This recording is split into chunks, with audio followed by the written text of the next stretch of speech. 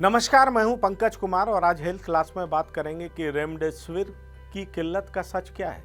जी हां, ये एक एंटीवायरल ड्रग है और इसे कोरोना ड्रग भी बताया जा रहा है, जबकि बहुत जगह की सरकारें और एक्सपर्ट कहते हैं कि इसे कोरोना ड्रग नहीं बताया जाना चाहिए।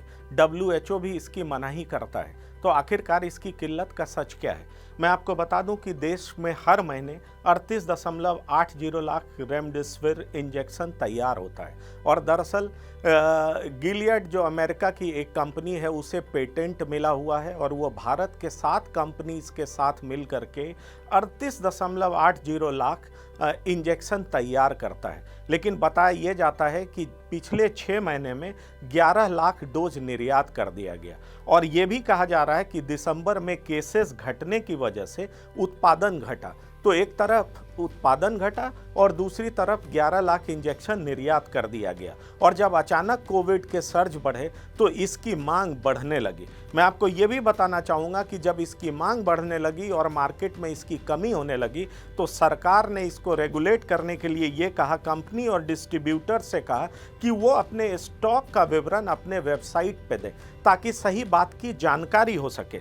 और इतना ही नहीं, सरकार ने एक्सपोर्ट पर भी रोक लगा दिया। जी हाँ, एक्सपोर्ट पर रोक लगा दिया। अब मैं आपको ये बताना चाहूँगा कि महाराष्ट्र में सरकार हर रोज 5000 रेमडेसिविर की ज़रूरत महसूस कर रही है और उसका ये मानना है कि हर रोज इसकी ज़रूरत राज्य में पड़ सकती है, क्योंकि अगर देश के कुल केसेस का बात करें तो 48 से 50% केसेस तकरीबन महाराष्ट्र में ही दर्ज हो रहे हैं, क्योंकि कोरोना वहाँ पर बेहद विकराल रूप ले चुका है। अब सवाल ये उठता है कि मुंबई की कुछ फार्मा कंपनीज ने आज ये कहकर हलचल मचा दी कि क्यों नहीं इस इंजेक्शन के लिए कंपलसरी लाइसेंसिंग की व्यवस्था की जाती है।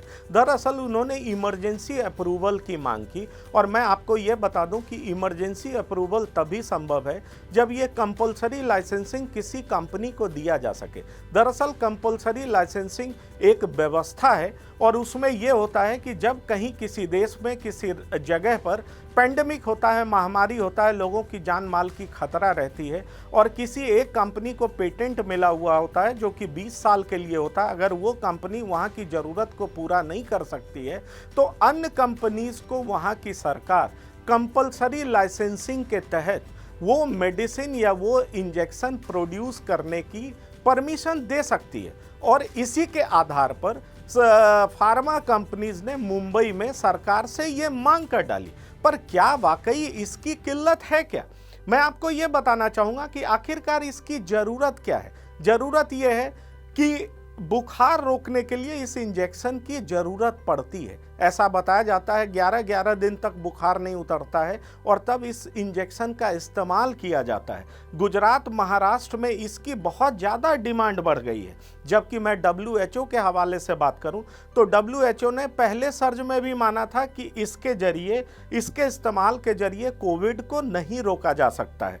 और अगर गुजरात सरकार की बात करूं जिसने आज हाई कोर्ट में ये कहा है कि ये मच हाइप ड्रग है, इसे कोरोना ड्रग बताया जा रहा है, जो कि सही नहीं है, जबकि इसमें एक कंपाउंड होता है साइक्लोडेक्स्ट्रीन जो लीवर और किडनी के लिए खराब होता है। इसलिए किसी भी डॉक्टर को इस दवा को प्रिस्क्राइब नहीं करना चाहिए क्योंकि सेहत के लिए अच्छा नहीं है। फिर भी अगर हम प्रोडक्शन के लिहाज से देखें तो हर महीने 38.80 लाख प्रोड्यूस करने की क्षमता 7 कंपनी की है जिसका करार गिलियड के साथ है।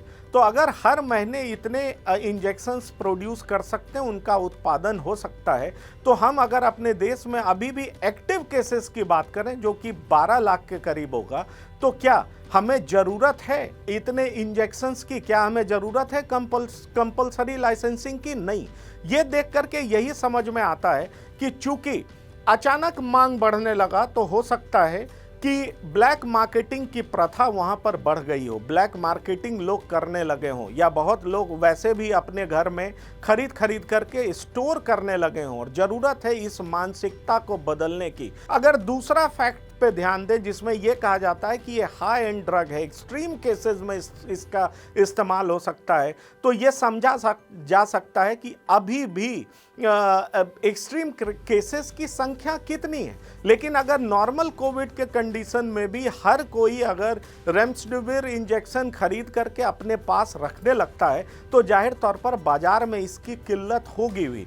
वैसे सरकार ने हर कंपनीज और डिस्ट्रीब्यूटर को अपने वेबसाइट पर इसका विवरण देने को कहा है, तो जाहिर तौर पर सरकार इसे रेगुलेट करने की ज़रूरत समझ रही है और इसीलिए हर कंपनी और डिस्ट्रीब्यूटर से इसका विवरण अपने वेबसाइट पर डिस्क्राइब करने को कहा है। देश की प्रोडक्शन कैपेसिटी इतनी ज़रूर है कि जो लोगों की ज़रूरत होगी, फिलहाल जो ज़रूरत है उसकी ज़रूरत को पूरा किया जा सकता है, क्योंकि 7 ऐसी कंपनी जिसमें सिप्ला, जाइडस, बायोकॉन जैसी कंपनीज है जो रेमडेसिविर इंजेक्शन का प्रोडक्शन करती है, उसका उत्पादन करती है। इसलिए कंपल्सरी लाइसेंसिंग एक्सट्रीम केसेस में, पेंडेमिक जैसे माहौल में, महामारी अभी भी है लेकिन ये जो 7 कंपनीज हैं इतना प्रोड्यूस जरूर कर रहे हैं कि देश की ज़रूरत को ये फिलहाल पूरा करने की स्थिति में। इसलिए मुंबई की फार्मा कंपनीज ने जो कंपल्सरी लाइसेंसिंग और इमरजेंसी अप्रूवल की बात की है वो सही साबित नहीं होती है।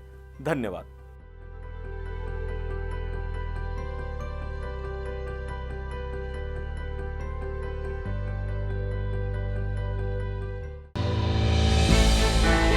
हमने की गलती फिर एक बार, कोरोना ने किया दोबारा प्रहार। मास्क, 2 गज दूरी, करें अपनी सुरक्षा खुद।